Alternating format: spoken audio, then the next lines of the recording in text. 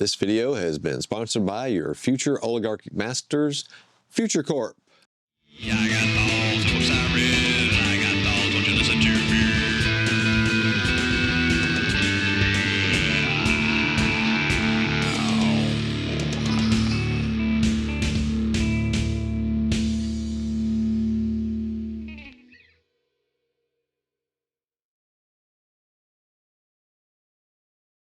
Hello, hello, hello, and welcome to The Author Has Thoughts. I am the author in question, Gary Ballard, self-published author of 13, 14 novels. I lose track.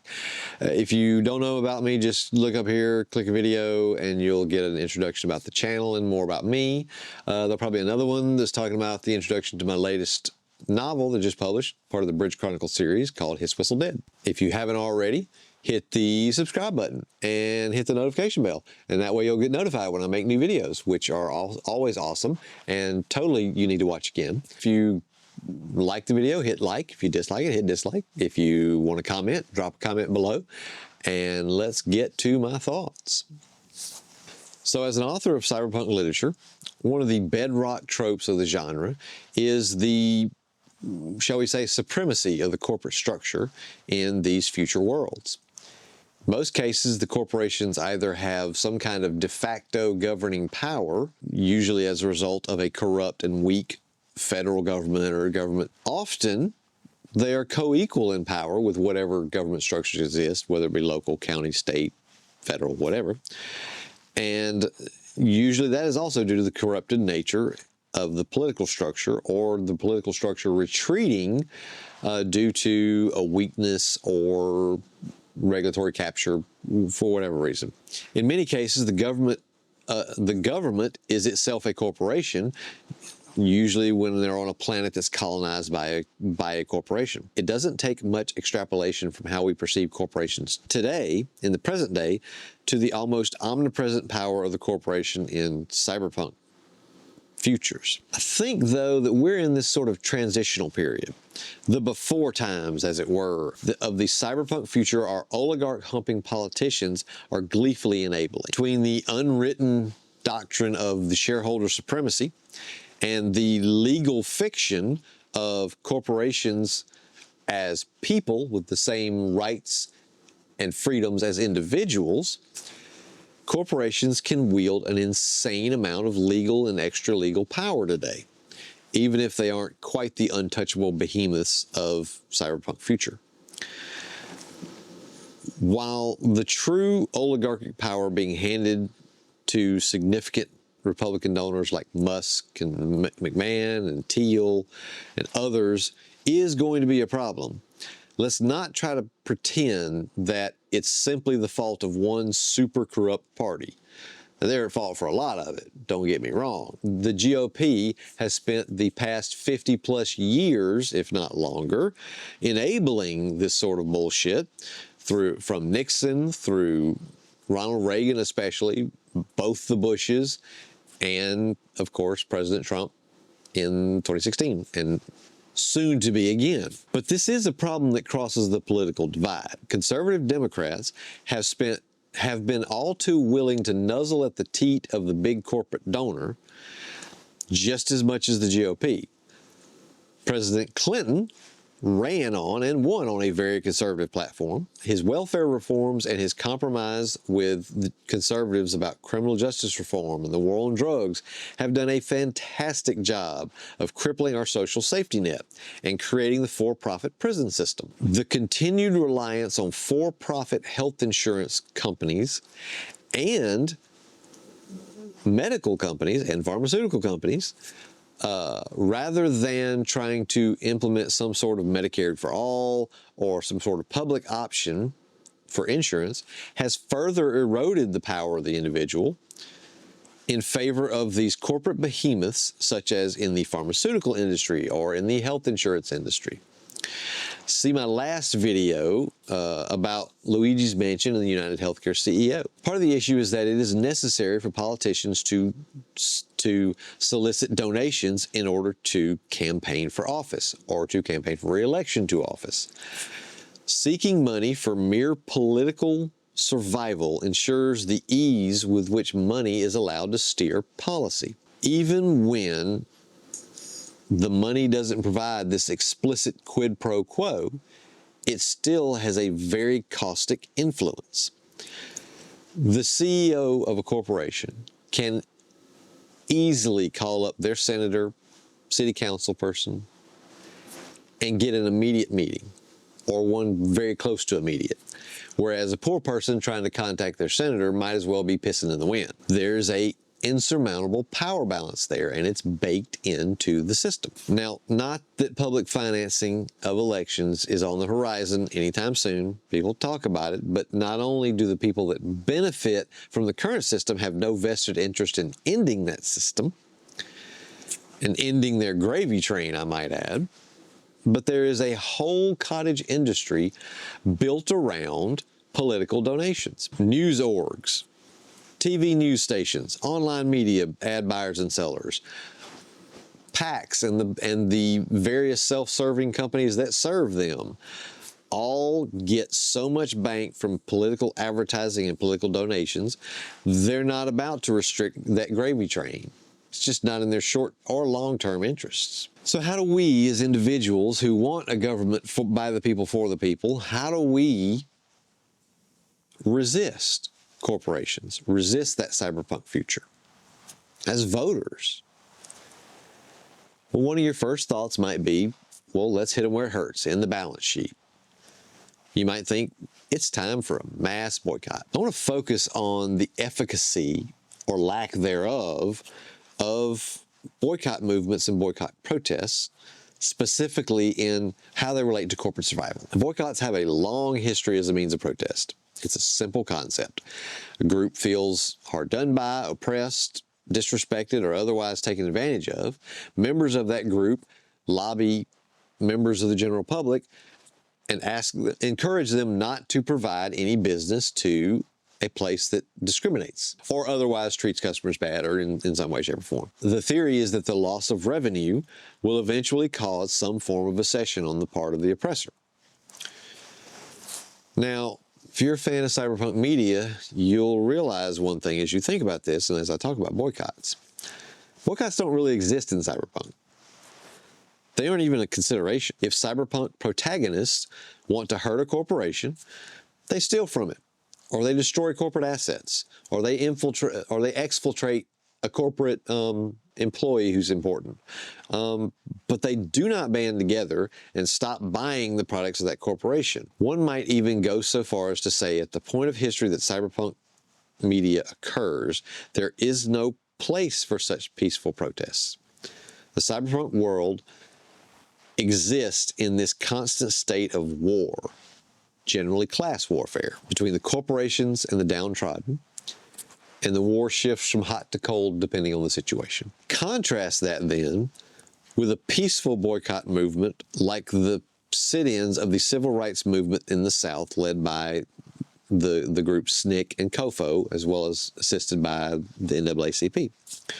So as a quick overview, to highlight the oppressive nature of the Jim Crow society in the South of the early 1960s, black and white student activists and their older allies in the NAACP would stage sit-ins at places like Woolworth's lunch counter.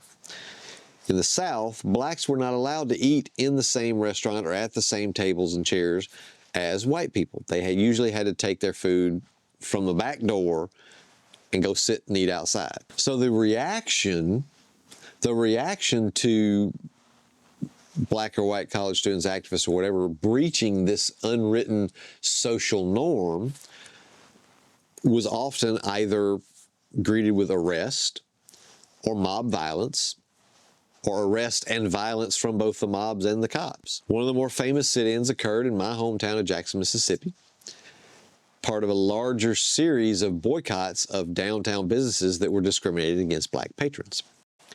See, the boycotts, the sit-ins, they had a very targeted goal.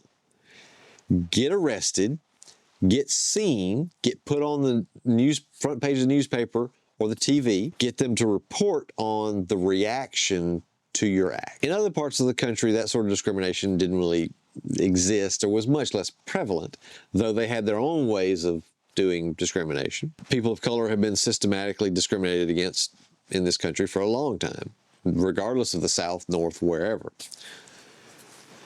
The South, however, refined their racist bullshit to an actual art form. What made it so much worse was that the typical Southerner was made to think this was the way it should be, the way it always was, and that people of color from the South who lived in the South liked it this way.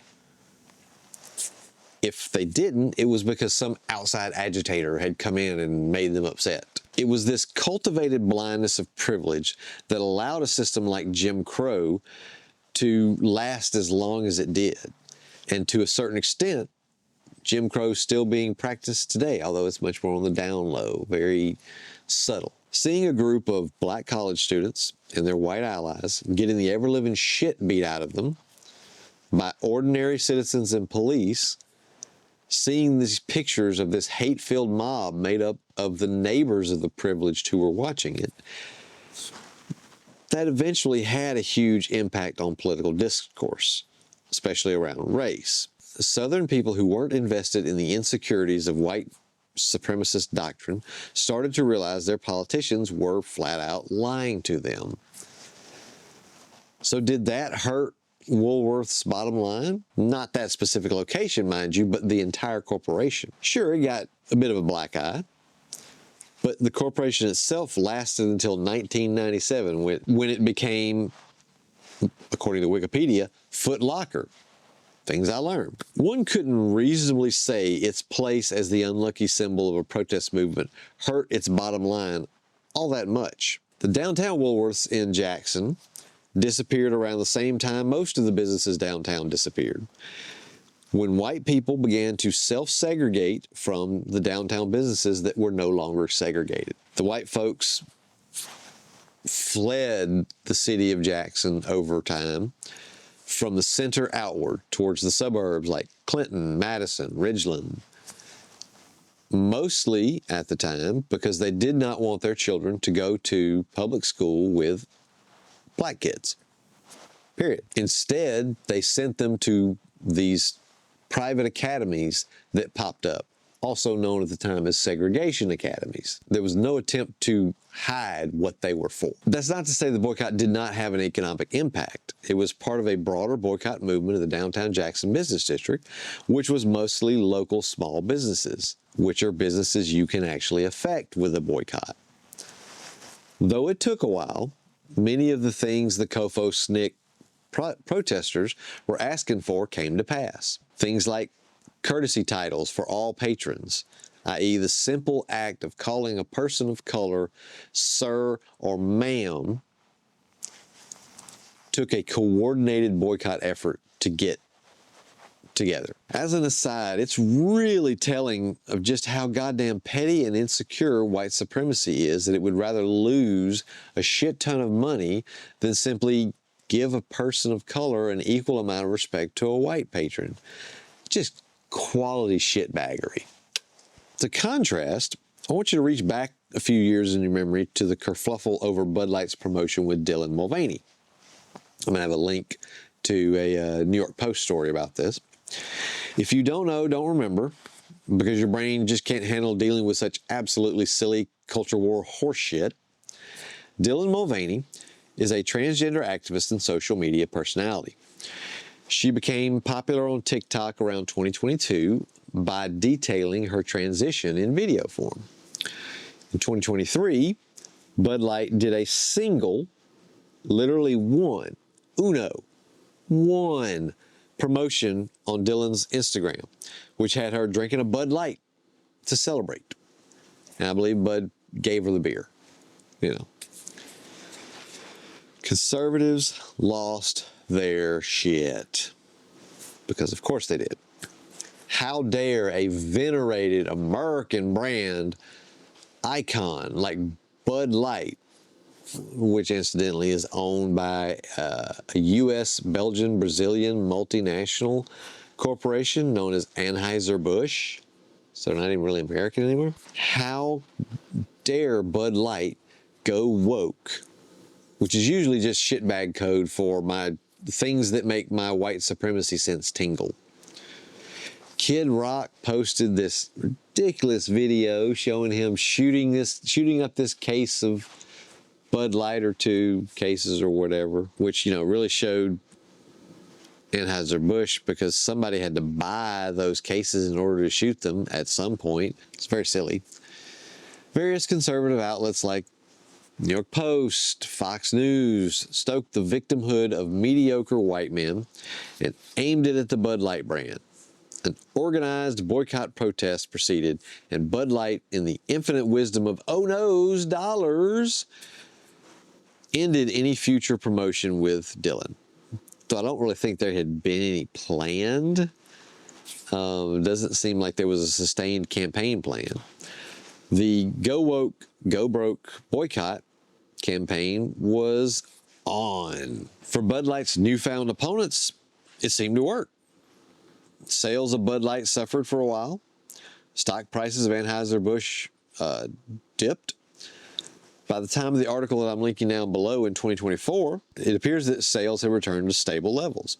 Whatever brief pain in the life of a corporation the campaign caused, eventually normal service was restored. Well, sure, it got Bud Light to reflexively drop its promotion with Dylan, an ass kiss to bigoted conservatives. It didn't do any lasting damage to the brand. I'd say the drinks business is suffering more from younger people foregoing alcohol for weed than any form of wokeism or any boycotts from Kid Rock's followers. Corporations are immune to boycotts once they reach a certain size.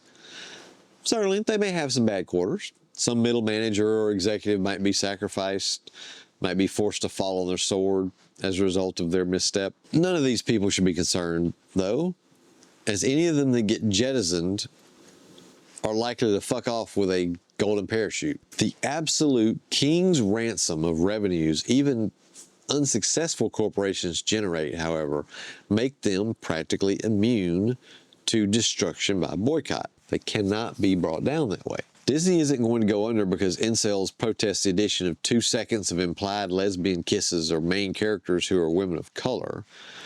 Fox News isn't going to go under because progressive groups boycott their advertisers.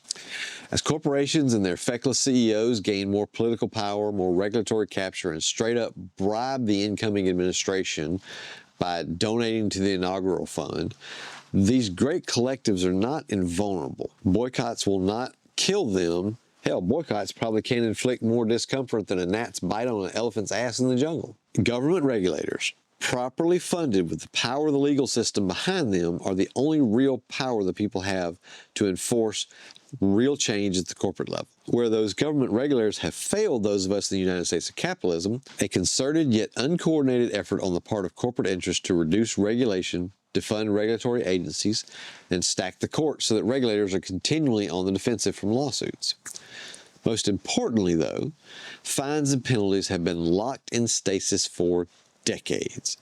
What might have been a sizable fine in the 1970s is less than the price of office space in the 2020s. Most of the record fines the last 5 to 10 years, such as on big banks for allowing money laundering and fraud, such as Wells Fargo opening accounts for people without telling them. Those fines don't even remotely match the amount of money many of these corporations made in a day's worth of illicit trade, without really any danger to them. Those penalties don't track with inflation. They will only get less impactful with time, giving the oligarchs and their corporate structures more immunity. Now, while this is a political issue, it's not one that should be tied to any specific political party. The corrosive effects of unchecked capitalism impact us all, and absolutely no one making less than $1 million a year should have any sympathy for corporations, their executives, or their enablers. Billionaires are not your friend. Corporations are not your friend. They do not give one solitary fuck about your race, class, ethnicity, sexuality, religion. Those are all just data points used to manipulate advertising to get you to buy their product. It's going to be a fucked up 4 years, y'all. 4 years at least. The corporations are going to gain more power. and they will use it to strip mine anything of value. The only real defense is a strong regulatory structure, a collective with equal size and equal power, and a legal mandate that is fully funded to help actual flesh and blood people instead of bloodless collective vampires. Thank you for watching. Glad you come here. If you haven't already, hit the subscribe button and the little bell to get notified. If you like the video, click the like button. Drop a comment down below. Check me out on my socials. I'm on Instagram and Blue Sky. I put a lot of photography and other stuff on there. Plus I promote my books. Check out my books. There's going to be a buy my books link down in the description. So thank you again. My name is Gary Ballard, and these have been my thoughts. 1, 2, 3, 4.